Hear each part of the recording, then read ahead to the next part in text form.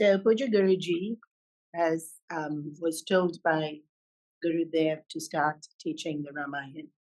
When we had opened our Siddhabari ashram, Siddhabari is up in the Himalayas, well, on the foothills of the Himalayas in Himachal Pradesh, which is predominantly Hindi-speaking audience. And Guruji was posted there, training the brahmacharis in Hindi. And then, of course, all the neighboring areas, they would also come to do satsang.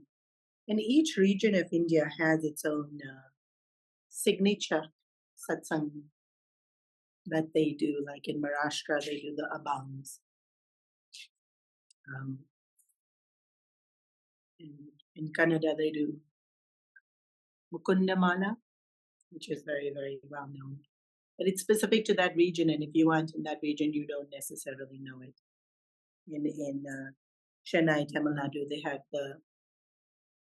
is it 73? 93 Shiva saints, Shaivite saints. I shouldn't embarrass myself and say it wrong. But very, very, very popular in that region. So Guruji had stayed in Lucknow, Kanpur area. And in that area, UP side, the Tulsi Ramayana is very popular. And Tulsi Ramayana has gained more popularity over the ages.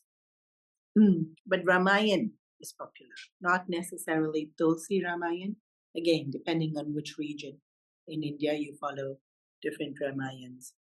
But Ramayana is definitely popular, and in Hindi-speaking Ramayana is also definitely popular.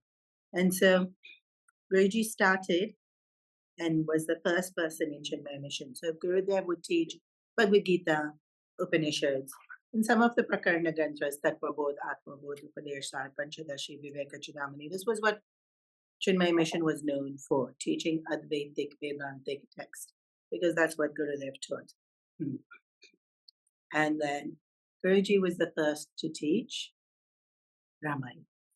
And he taught and he sang within Chinmaya mission, not in the world, within Chinmaya mission. And that was on instruction of Puja Gurudev. And in fact, the first class, Gurudev sat and listened to Guruji's Ramayana. And then there was Guruji did the entire thing, and he did it in Hindi because it was that region and he was catering to the people in that region. And it was recorded. And there was this one time when Puja Gurudev had a heart attack, and he was in Uttarkashi in retreat, healing. He wasn't allowed to do public talks. He wasn't allowed to talk for an hour. And this is where you realize that talking takes up so much energy, because after you've had a heart attack, you're not allowed to talk for an hour straight and give a presentation like this. Of course, if your heart's working fine, you've got no excuse, and you should just go on and do the class. So since he had that time, usually Gurudev's schedule was so full, he would be from city writing. But because he was supposed to be resting, one of the ways that the devotees got him to actually rest is that they played Guruji's Ramayana that was recorded on audio cassette.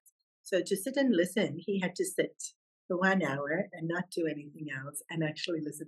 So I think the devotees came up with this idea to make Gurudev rest, but also Gurudev really wanted to listen, and he was thoroughly enjoying it. Thoroughly enjoying listening to the recordings of Guruji's class on the Ramayana. And they were in Hindi, right, as I've already mentioned. And so the person that was assisting Gurudev or nursing Gurudev there the whole time didn't understand Hindi. So Gurudev would be listening to this 1.5 hours of Guruji's talk in Hindi, and the other person was sitting, because if Gurudev needed something, then he would attend to it, but didn't understand what was going on. And he would relay the story to Guruji, that Gurudev would be listening and he'd be like, what a nice point.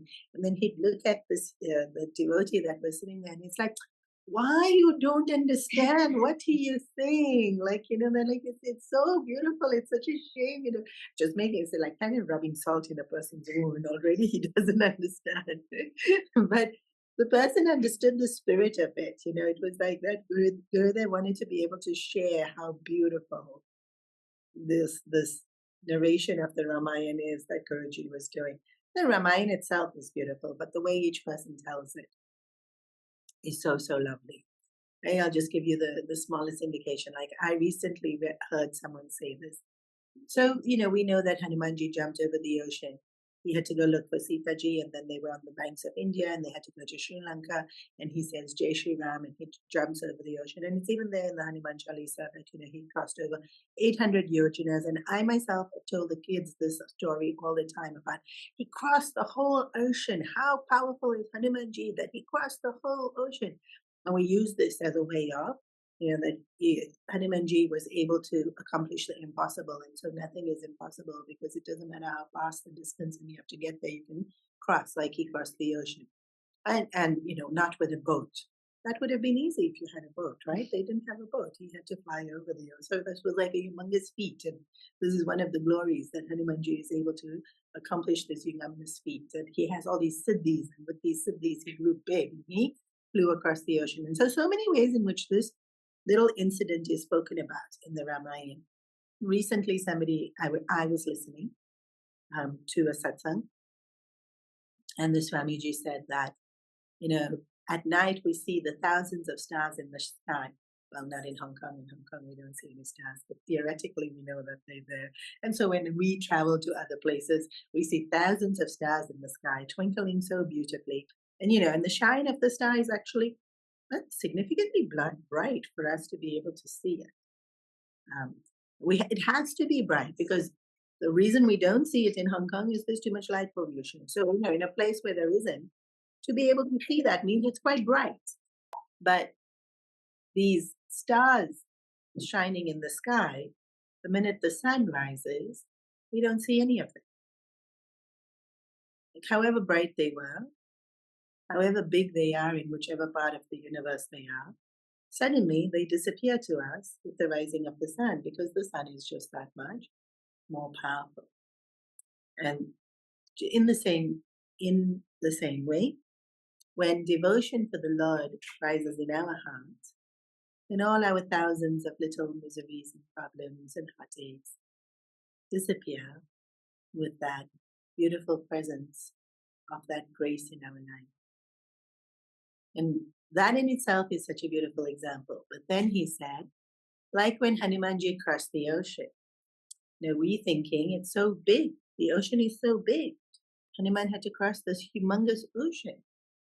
But the minute Hanumanji said, Jai Shri Ram, he took his mind to Ram, and Ram is infinite and so vast. And then when he looked at the ocean, it looked as small as a pond. So it was easy for him to cross. And so the way in which it's said makes such a difference, right? And so Guruji has this incredible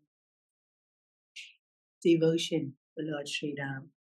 And he also has this incredible sweetness with which he narrates the story.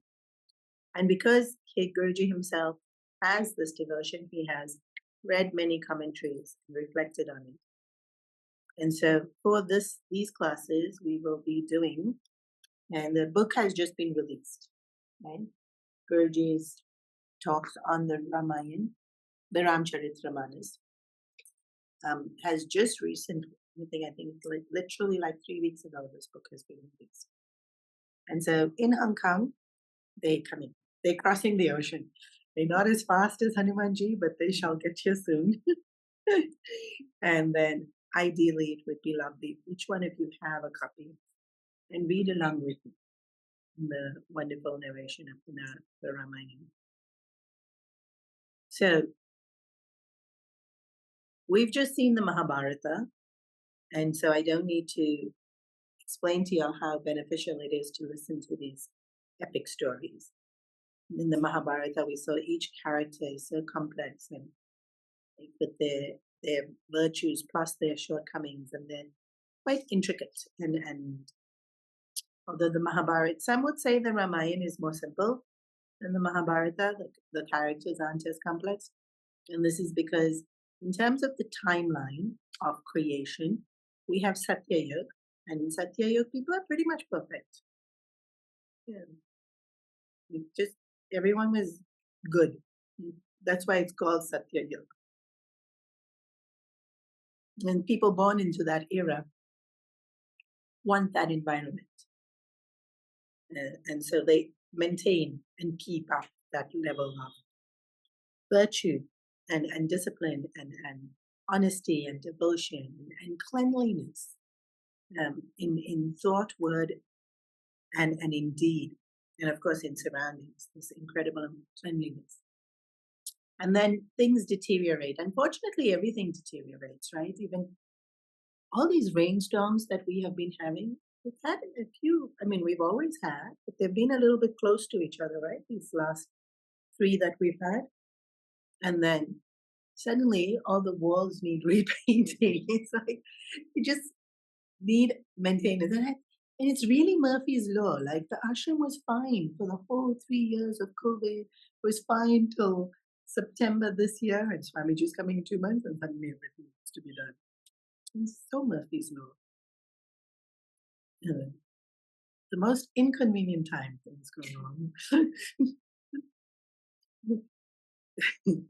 So things deteriorate. It's just natural. It's just nature that things deteriorate.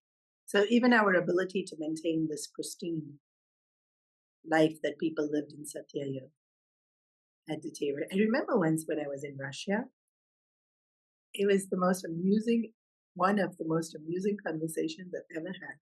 This lovely, sincere, bright, chirpy girl looked at me and she said, in India, you must all be waking up at 4 or 5 in the morning and doing your yoga. I thought, wow, which India does she live in?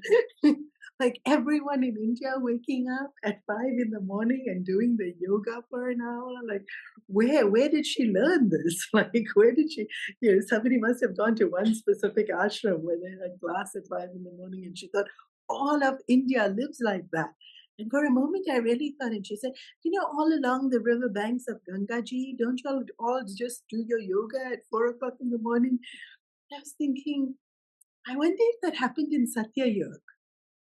Like maybe in Satyayuga, everyone woke up at 4 and 5 in the morning and did a 1 hour meditation, 1 hour yoga, and then only ate breakfast. Like maybe this girl, is envisioning what India was like in Satyayuga. Because right now at 6 in the morning, sure, some people are meditating. Not that nobody is, but usually the sabji wala is and the doodh wala is ringing people's doorbell and selling the stuff. That's usually what's happening, right, today. And the streets are getting cleaned, and some people in their houses are doing the yoga. Many are sleeping.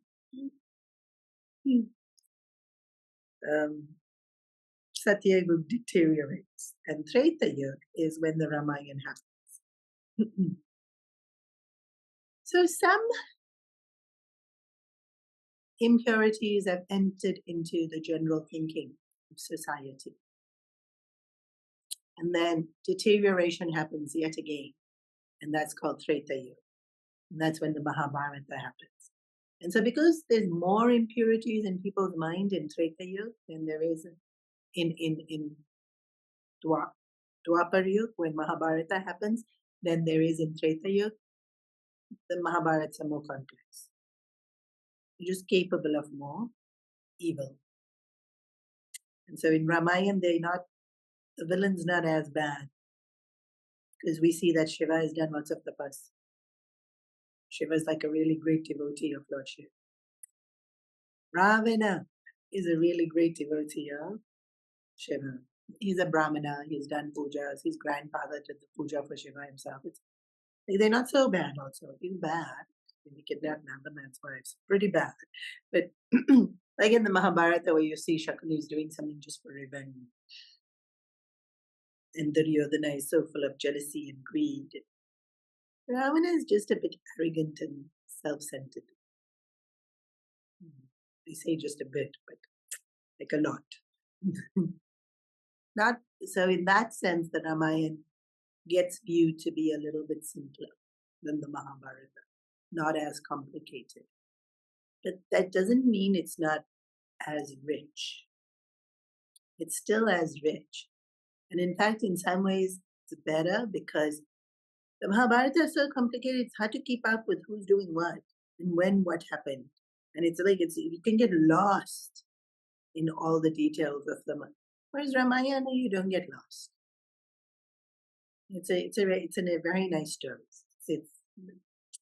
There's no room for too much confusion. Also, you know what's happening exactly. The characters are not so.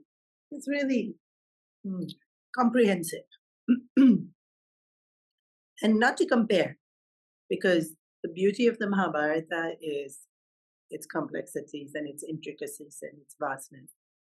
And the beauty of the Ramayana is its purity and its straightforwardness. But the depth of human emotion is definitely here as rich as it is anywhere else, which is why it's still alive. Like, considering that the Ramayana happened, so the Mahabharata happened 5,000 years ago minimum, potentially more than 5,000 years ago. So the Ramayana would have happened a good 10,000 years before that. So long ago the Ramayana happened, and yet we still know it.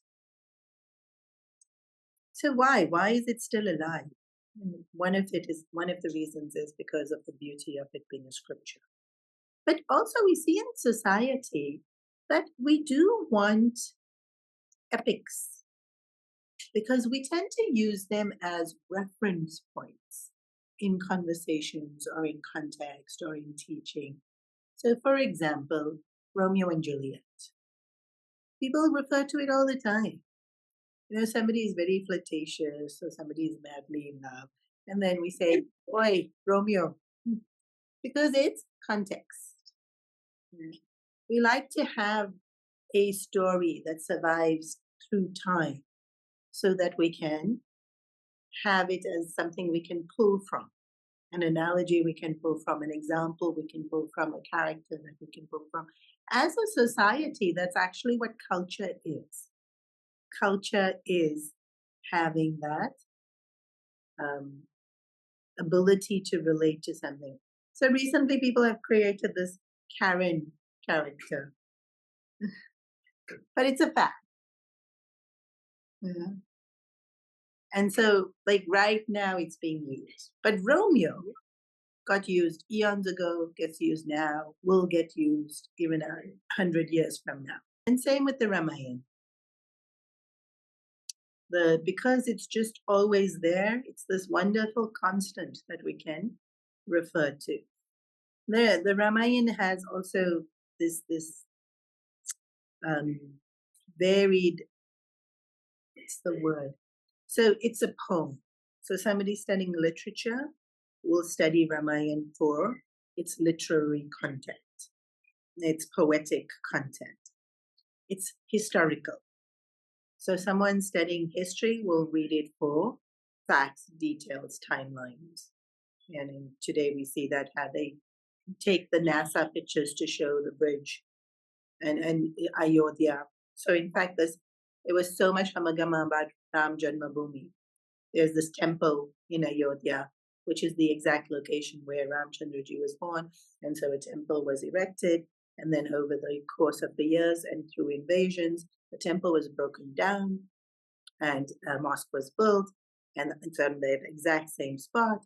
And then there was so much blowing up of the mosque, blowing up of the temple, blowing up of the mosque. And then finally, just became a pile of stones, I think, at one point, because just you didn't want to touch that area. And why? Because historically, we know that to be the precise spot.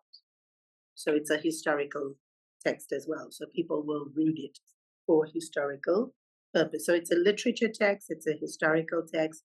It's like a manual for management, for relationships. And so people read it from that point of view. So it's not just a stone, right? The Ramayana serves, it has all these, what do we call it? Dimensions? Yeah, dimensions would be the word. It's set to music very often. So then it has the musical appeal. Like Tulsi Ramayana is set to music. Valmiki is not, but Tulsi Ramayana is set to music. Eknath Maharaja's Ramayana is set to music. Kamba Ramayana has also been set to music. So then it becomes a musical rendition. Of course, endless number of bhajans on Ramchandraji and related to the Ramayana. That also Bharatanatyam dances where bits of the Ramayana are told. Not just Bharatanatyam. You go to Bali, the dance is the Ramayana. Cambodia, they have scenes of the Ramayana in their dance. Which other country? Thailand. In most of these countries, Hanumanji is white. Only in India he's not white. Maybe when he traveled. Now, when I was in Malaysia, we went to a Hanuman temple, and it had Hanumanjis from all over the world. So it had, I think there were 13. It was so beautiful. They had the Bali one and the Thailand one and the Cambodia one. And even within India, they had the North Indian ones made out of marble where he's sitting cross-legged, and the South Indian ones where he's made out of that black stone. And he's always standing. In South, he's always standing. And in Rajasthan, he's always sitting. Interesting how we do this with culturally, how we depict a character, right? Ramayana gets also depicted as per the culture. So set to music and in many dance forms. So Ramayana has become, it's really culture. Ramayana has really become part of culture in India, in Cambodia, Thailand, Indonesia also, because in Indonesia, so much of the puppet shows that they do is the Ramayana. Interesting that it's a fully Muslim country now, but they still do the Ramayana as a puppet show. And usually that's a little bit not so kosher. But how it's so embedded in them that they still continue to do it, right? Like that love doesn't just go. And that itself is so beautiful. That love doesn't just go. Like they may have changed as a whole nation in now how they practice religion, but that love for Ramayana has stayed despite this very drastic change in the way they worship. Power of Ramayana, power of love, that it's still there. And then finally, the Ramayana is a spiritual text, and we study it to learn Dharma. We also study it to learn devotion. Bhakti. It's very, very, very much a Bhakti Shastra. So Mahabharata is not as much a Bhakti Shastra. Mahabharata is very much a Dharma Shastra. It's very much an instructional manual. And of course, Krishna is there and then depicting, and depending on who's telling the story, you'll feel devotion or you won't feel devotion. But Mahabharata is not a Bhakti Shastra.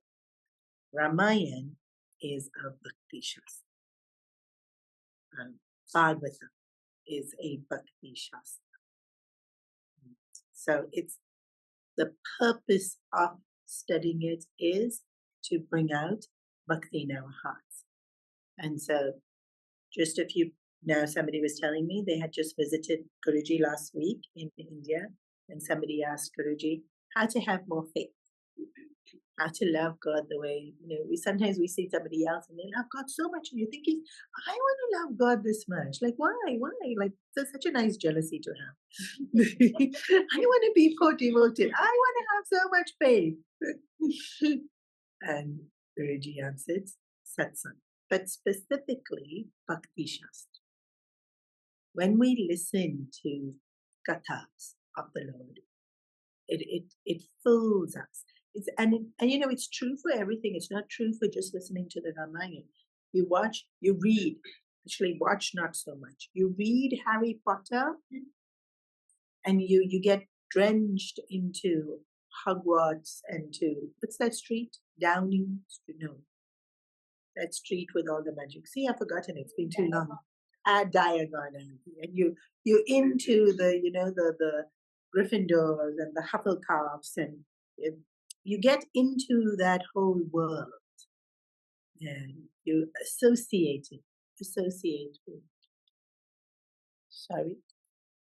with it.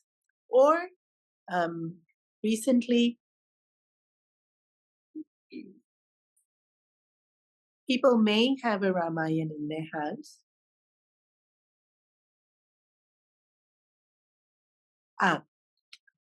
Okay. Is it okay to gift somebody a Mahabharata? Totally okay. But yes, it is more common that we gift Ramayana. It's considered a more friendly. The brothers are united.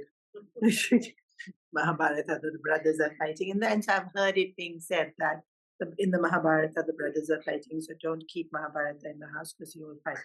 What such nonsense? Every ashram has Mahabharata. How is it? There's no fighting going on, and which house also doesn't have little bit kitch pitch? Every household has little bit kitch pitch. And even without Mahabharata in the house, households are fighting. So this is superstition when people say such things. So yes, gift Ramayana is beautiful, gift Mahabharata is beautiful, but usually it's a very personal, like which Ramayana you're going to have, which commentary you're going to have. So, but let me come back to what I was saying. Which was when we're listening to a story, we get drenched into it, and then now you see these TV soap series now. Well, less so now with Netflix, but like these Days of Our Lives or those Young and Restless and The Bold and Beautiful, people would watch it and it would be so much a part of their reality. They would time their lives around being able to watch it. People did this with the Ramayana when it was screened as well. But what I'm trying to say is that it works whether it's spiritual or it's not. It becomes a part of who we are. We refer to these, or Friends is another great example. People talk about Ross and Rachel like they know them. You know, people talk about Chandler like he's their buddy. Like, or they'll mimic the way he, like, could you be any more irritating? Then everybody knows, like, that's a Chandler way. You're being a Chandler, you're being, sarcastic, you're being insecure.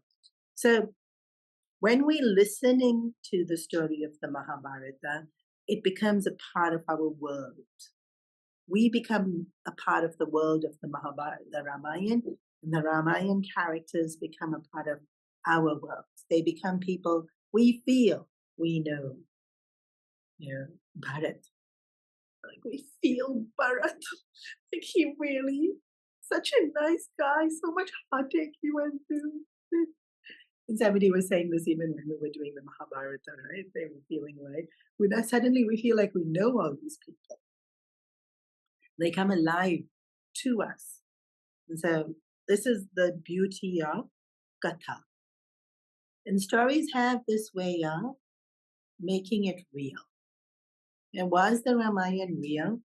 Now, at the end of the day, you have to decide whether you believe it was real or not. And nobody can force you to believe it. And whether you believe it was real or whether it doesn't believe it was real, we can make Harry Potter real, which we know Pakka 100% is not. Like, why is there a theme park so that this is where Hogwarts is? We know it's a made-up story, and yet there's a place in London where you can actually walk into Hogwarts. Like, we make it real. So, did Ramayana happen? Yes. Is it real? Make it real. Right? It's up to us. When we feel identified with the characters, when we know them, when we thinking about them, then they're real for us. So sometimes we get stuck in these pointless arguments of is it real, isn't it real? But I'm very clear in this. It happened. Scriptures say it happened. It happened. And then how can a monkey fly? Well, it was 15,000 years ago. How will we know what was going on then? Okay, so Ramayana. It's a Bhakti Shastra. The more we listen to it, the more it becomes a part of our lives. And then we feel the way they feel. We feel the way Bharat feels. We feel the way Shabri feels. We feel the way Lakshman feels. We feel the way Sita feels. And the more it becomes real to us, we start to develop that. It's called Bhav. We start to develop that sentiment in us. Or we enjoy it, even if we don't feel it to a larger extent than we did previously. And so listening to the Ramayana is definitely a way of cultivating devotion, staying in devotion, cultivating faith, and staying in faith. So there's a lot more background that Guruji has given in his commentary about the Ramayana. But before any of them start, well, I'm going to be focusing, like I said, on Puja Guruji's commentary on Ramcharitmanas, which is the new release being given out by CCMT Publications. But I will also be referring to other Ramayanas. Over the years, Ramayana is something we do with the Balvihar kids. And so over the years, I have read different commentaries, seen different renditionings. And that's the other thing. So you have your original story of the Ramayana. But again, like Romeo and Juliet, so many versions. There was the rap version, there's a ballet version, there's the Leonardo DiCaprio version, there's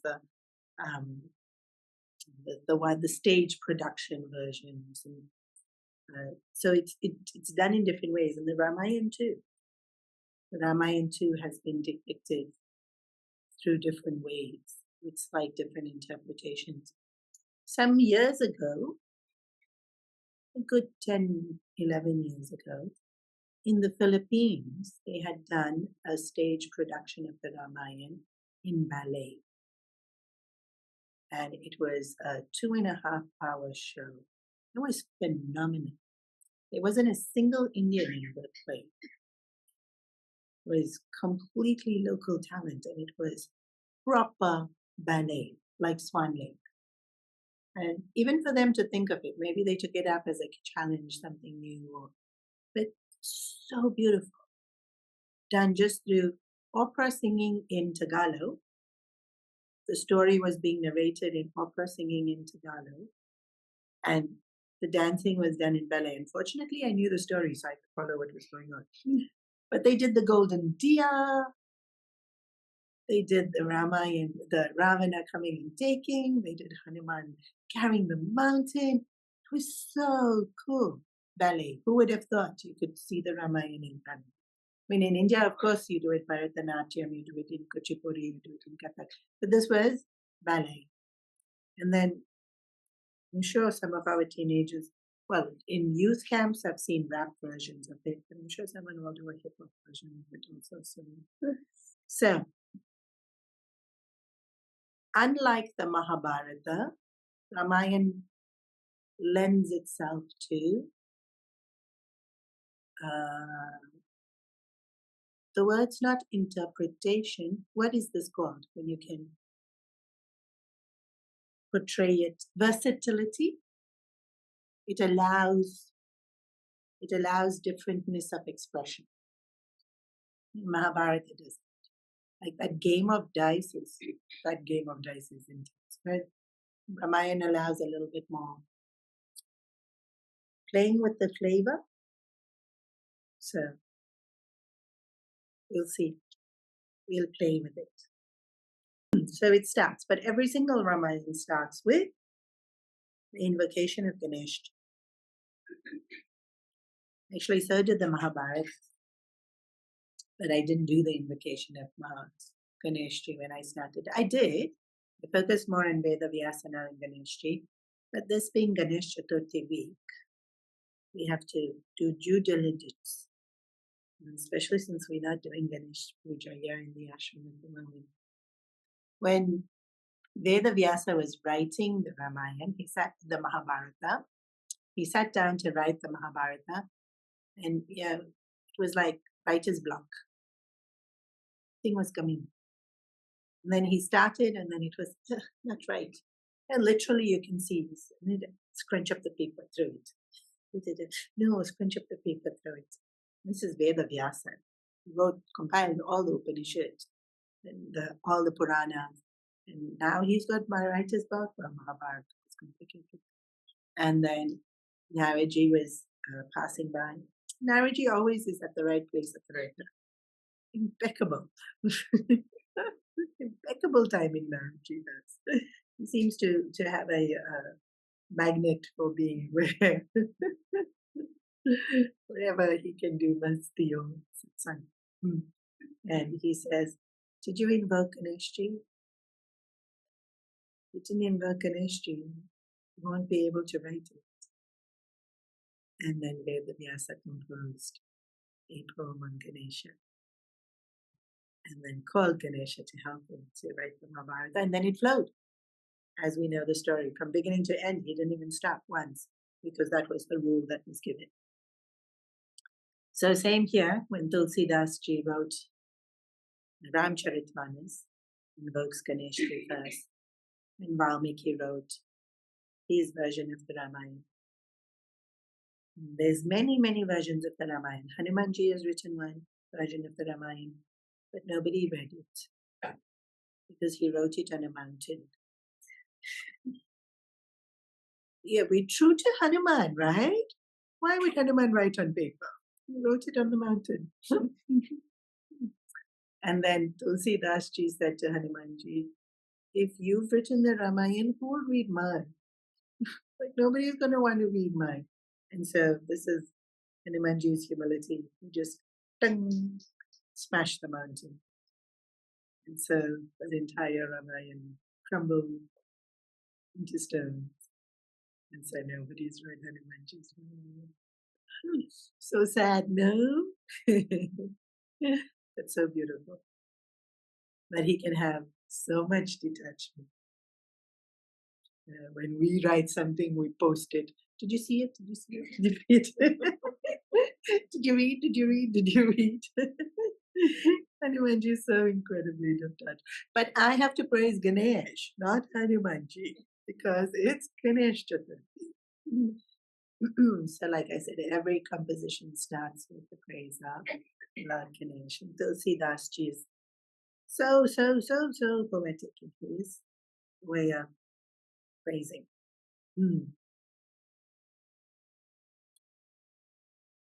Ganeshji is a writer himself. And so invoking Ganeshji before writing makes sense.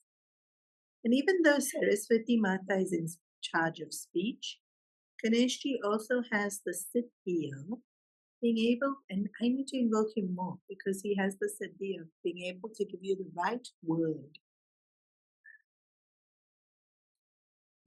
I'm always looking for what's that word?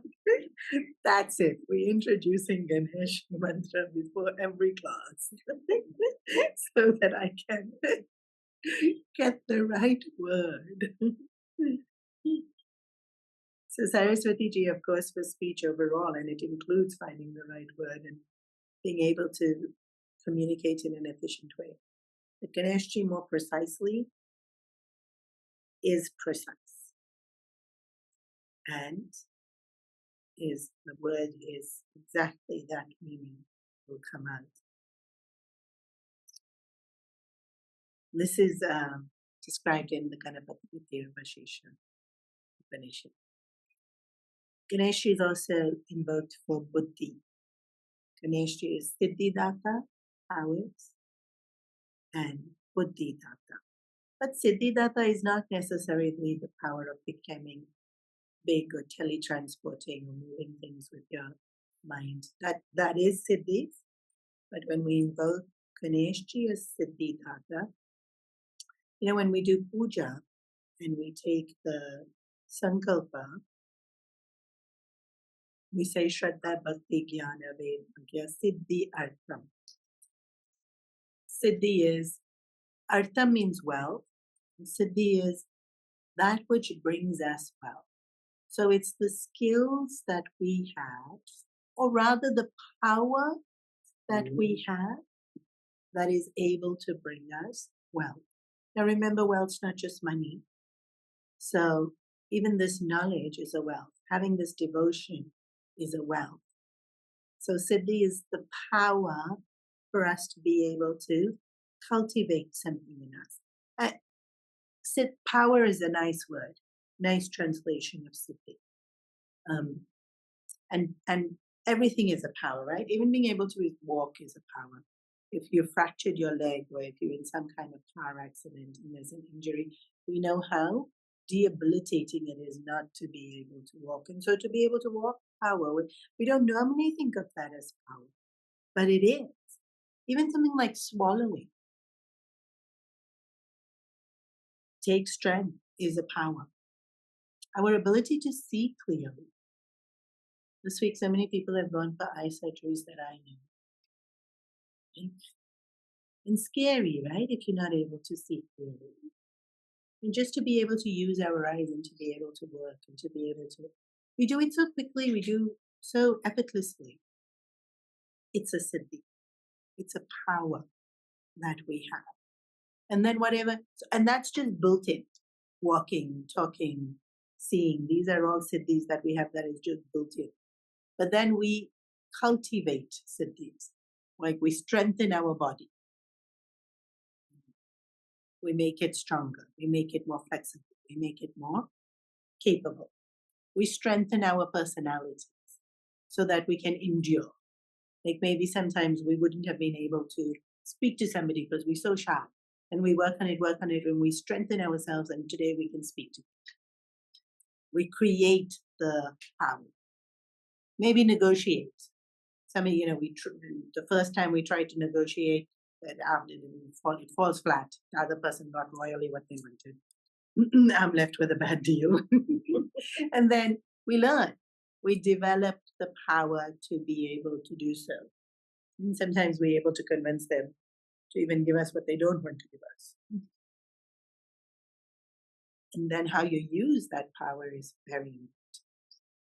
So, siddhi. This any kind of power that comes through our abilities, through our skill, through our knowledge, that's what Ganeshji is siddhi data. When we refer to Ganeshji as siddhi data. And then buddhi is the intellect, the refinement of our thinking, and the understanding nuances of things. And when we say like reading in between the lines, if somebody says something and that's not what they meant, and if you don't have buddhi, you won't know what they meant. Not everyone does. And then you have to learn. You have to learn how to read in between the lines. You have to learn how to speak so that you are also saying things, politically correct way, but an efficient way to actually make your point. So Ganeshji is Siddhidata and Buddhidata, and this is why we need to invoke him before we start a project. And interestingly, when I was reading Guruji's introduction, Guruji said he was very nervous to teach the Ramayana. And I thought, oh gosh, if Guruji was nervous, because he thought, how can I do justice to the Ramayana? Like, I don't want to do that. And then he said, it's a very common thing to be experiencing. Because even Rabindranath Tagore hesitated in picking up the Ramayana. I was really thinking, but I was so excited. I don't even think, it didn't even occur to me that I was going to do it justice, but whatever is fun. Let's just do the Ramayana. It's so beautiful. Let's do the Ramayana. Let's learn about the Ramayana together. But it's true. When you think about Ramchandraji as a perfect person, how do you describe perfection? Like, how am I going to do justice to describing something who's perfect when I'm so flawed? And then so suddenly after reading that, I thought, should we be doing Ramayana? But he also says, there's so much love in it that you can't help yourself from doing it. But we're doing Guruji's Ramayana, so we say, it's not me doing Ramayana, it's Guruji's Ramayana. So invoking Ganeshji is, we're starting this monumental project to understand and to revel in Ramayana. And before any start, we want it to go well. Right? Actually, what we want when we start something is we want it to be beneficial. Right? When we buy a house and we do the Ganesh Puja, it's like we want this house to really become our home. We want harmony in it. We want things to work well. We want it to be. We want to feel at ease in this house. When we buy a new car, again, we want it to work well. We want it to serve its purpose. That's what we're really praying for at the beginning. Right? Ganeshji is about beginnings. And when we begin something, it's usually we're doing it for a purpose. We want it to serve its purpose. Even birthday party, what's its purpose? Everybody should enjoy. We want it to serve that purpose. And so we think, will the people like this music? Will people like this food? Will people like this? And so here too. And then of course, birthday party is small. You don't have to do Ganesh Puja before birthday party. But when we're taking up something big, the idea is we're invoking Siddhi, power. Because that's the other thing. When we start something, we don't always see it through. So that Siddhi is required to see it through. The Mahabharata, we took how long? It was almost some 50-something classes. It's long, it's an investment, it's patience, commitment, that ability to see it through. It requires power because all these virtues come along with it. And to actually be able to benefit from it. And so in a way, it's a little bit self-serving. I'm invoking Ganeshji so that I may benefit. But then everything we do is self-serving. So rather we do something that has sattvic benefits to keep our lives more and more sattvic. So invoked because of literature, invoked because of beginnings, invoked because of siddhi and buddhi, intelligence. And then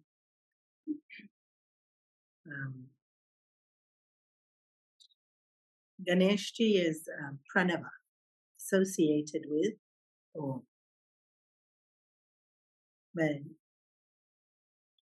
the gentleness of Ganeshji also, I think, usually not as much emphasized. One of my favorite qualities of Lord Ganesha, when we talk about why he has an elephant head, he has an elephant head because elephants are gentle.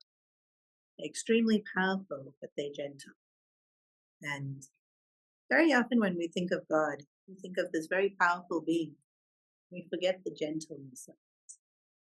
Even when we seek power, and it's interesting because even me, when I'm teaching the Shishya Vihar kids, I'll say, power. This is the action we need, right? The action is like a fist. Even power up the poses. There's this whole psychology about posture and power poses. They're all big, they're all bold, we don't think of how gentleness is. So easy to forget that gentleness is power. The example that is given the most often is grass bends in the wind, whereas trees break. We've had so much typhoons. We've seen so many trees break, right? It's been almost every weekend where you see piles and piles of wood all chopped up on the side of the roads because the tree has fallen in the typhoon, this recent things. And so the tree is very strong and we need it to be strong, but the power of the gentleness now. I was once I was living with someone when the typhoon was hitting and they had all these bamboo sticks in their gardens. And those bend, huh? It's very cool. Like they were almost as tall as the roof, the bamboo sticks, actually a bit taller. And none of them broke because they all bent. However strong the wind was, they were able to bend with it. Gentle. But another really, the example that is given, it's not given in the context of gentle being powerful. It's given more in the context of how we can become slaves to senses. but it does explain soft being gentle. So there are flowers that open with the sun and close with the sun. And then sometimes a bee or some other insect will be sitting inside it and it closed. And the bee is sitting inside it because it wants the sunshine, right? And it's trapped. Like the bee has that pointy bit, and it can drill a hole in wood, and it can drill itself out of the wood, but it can't work on flower petals, because flower petals are soft. Interesting, huh? Soft can be so powerful. We tend to think of powerful as hard, strong. We don't see soft as strong. In yoga, though, and the very word yoga means balance. And in the Hatha Yoga, Iyengar Yoga, whatever name we call it nowadays, the whole idea is to balance hard and soft. That's the purpose of yoga. So you see that when you're standing in the pose, you have to stand strong, right? They'll say, push your weight to the ground, pull your hand to the sky. And so it has to be a strong stance. Even if you're just standing straight, it has to be a strong stance. Or whatever asana you are in, you have to, the stance has to be strong. But the body has to be soft to have that flexibility, to be able to move into, to be able to stretch that muscle, or to be able to get that twist, or to be able, and the whole stretching of the muscle and getting that twist is to get the organs massaged so that they can all work better. And so it's being strong yet soft. And yoga is that balance between strong and soft. Gentle, power of gentleness. So for me, that's one of my favorite qualities of Ganeshji. It really depicts that power of gentleness. Sometimes Ganeshji is not drawn gentle, especially in Indonesia. He's drawn quite fierce. Indonesia has so many Ganeshjis everywhere, and he looks like this warrior. And it's interesting how when we see something, we think that's the way it really is. That I see Ganeshji as soft. Then I thought, why are they drawing him like this ferocious warrior? But he was. He was a commander in Shiva's army. Means he was a warrior, lord of destruction, his dad. There he is executing mass destruction. So he has to be fierce. And so he can be fierce. He can be quite fierce. Although in most of the stories of Ganeshji, whenever he's had to deal with an asura, he has not used violence often. Hardly ever has Ganeshji used violence. Hardly. He had to fight Ravana. He tricked Ravana. He didn't fight Ravana. There was another time when Dhruva Rishi, it was Dhruva Rishi. Dhruva Rishi was given a kamandalu of water, and wherever this water kamandalu was put and dropped, a river would start flowing from there. And he was charged with the task of taking this kamandalu to where the river had to be. And Dhruva Rishi in his head decided that the river had to be an export. And all the people said, no, that's not where the drought is. That's not where we've been praying, because they were praying. There was a drought. They were desperate for water, and they prayed for a river to come, for rain. And so Dhruva Rishi was walking along to the spot where he thought it should be best. But he took a break and he sat down under a tree just to stretch and rest his limbs for a few minutes before he kept walking. And so the Kamandulu was there, and it was fine for the Kamandulu to be there because only when it toppled with the river.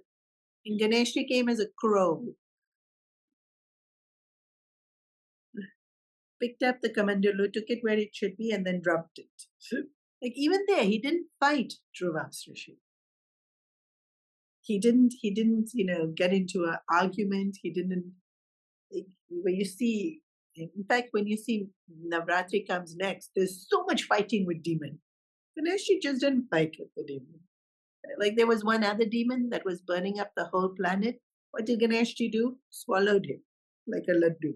Just didn't fight. He hardly ever fights. If you're looking for Devi stories which don't have a fight, you cannot find one.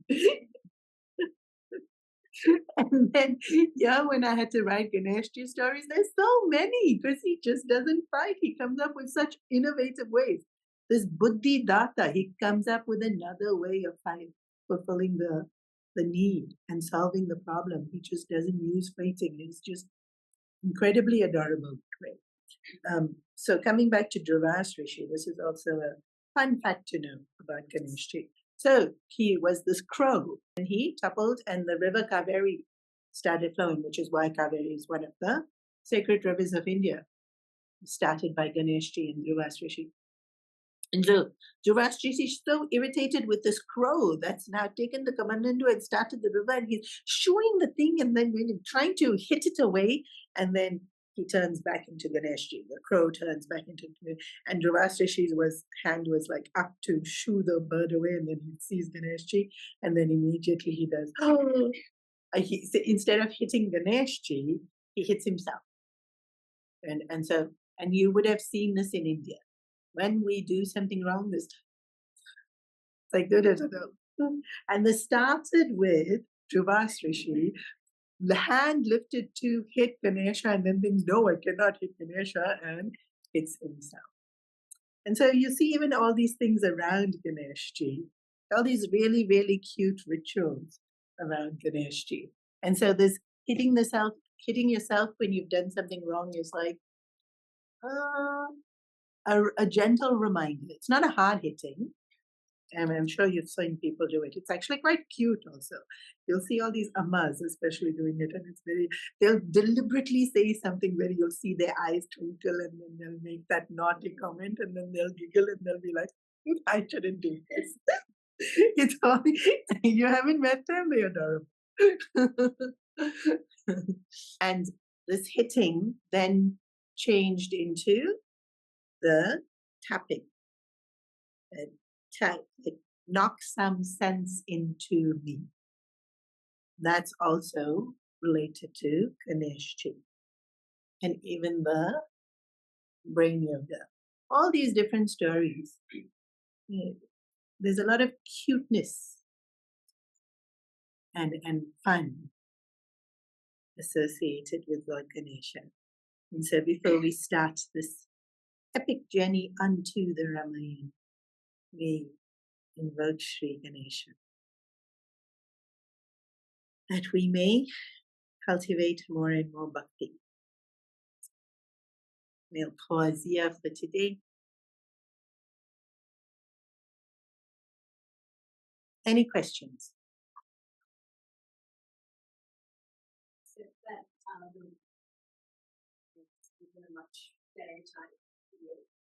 Treta Yuga. Ramayana was in Treta Yuga. Mahabharata was in Dwapar. But this depictions of Lanka. The depiction of Lanka. It doesn't sound like a really good place. Yeah, Lanka was very sensuous. So this is the difference. In the Mahabharata, it was greed, jealousy, vengeance, whereas Lanka is highly sensuous. Highly, highly, highly sensuous. There's a lot of lust. Is that shouldn't happen or not really? Because just an exception to the Yeah, no. Lanka is an exception. It's not a depiction of Treta Yuga. So it's actually it's showing you that in that time, lust was already bad enough. You were an asura if you were lusty. Right? Like they didn't have such not jealousy, vengeance, this lusty was enough for you to be asura. Like in today's world, lusty is popular. It's not only advertising. So people will use the word sexy, and sexy is to describe a person's dress sense if they are portrayed sensually. But now people will say sexy for food. They'll say sexy for, what was it the other day that they used it for? It was so like cars. Or maybe cars can be sexy. But food, definitely not. Food is not sexy. Oh, I mean, it's a sense pleasure, but it's not lust. It's not, yeah. And then they'll use it even for children, right? That the child looks sexy or baby. Like, no. So today this is how we know we're in Kali. Like if you want to compliment someone, you can say beautiful, you can say, attractive, but the word they opt for is sexy. Whereas in Treta Yuga, it's a vice.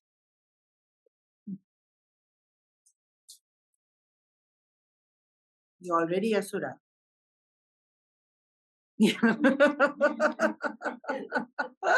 Exactly.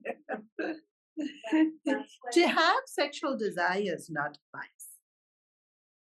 Please note. To want to continuously indulge in it and to value or to give more importance to sexual desire than culture, education, family, that's a vice. To have a sexual desire is not a vice. It's inbuilt. Everybody will have it. But then the amount of importance you give to it and how much you give up for it. Yeah. Is that why Sita was rejected by society when she came back? Yeah. So impure. Yeah. Sita was rejected just to be with another man. That's why Sita was criticized by the Dopi. That's right. Because in Treta Yuga, lust was considered such a vice.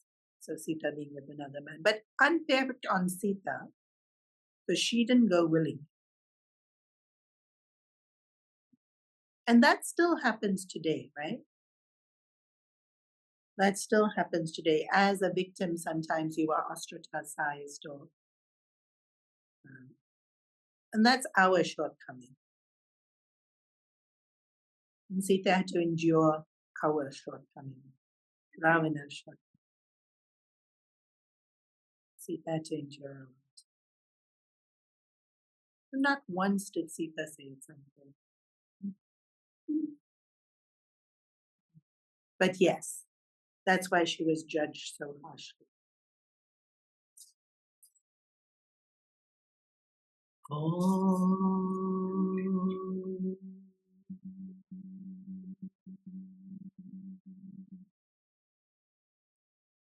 Sarve bhavantu sukhinaಃ sarve santu niramaya sarve bhadrani pashyantu ma kaśyat kripāṭ bhavet asato ma satgamaya tamaso ma jyotirgamaya mrityurma amritamaya.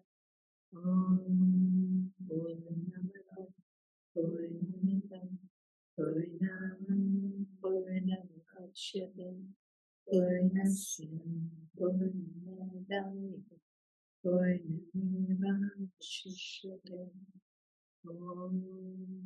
Shanti, Shanti, Shanti. Om Shri Hari Om.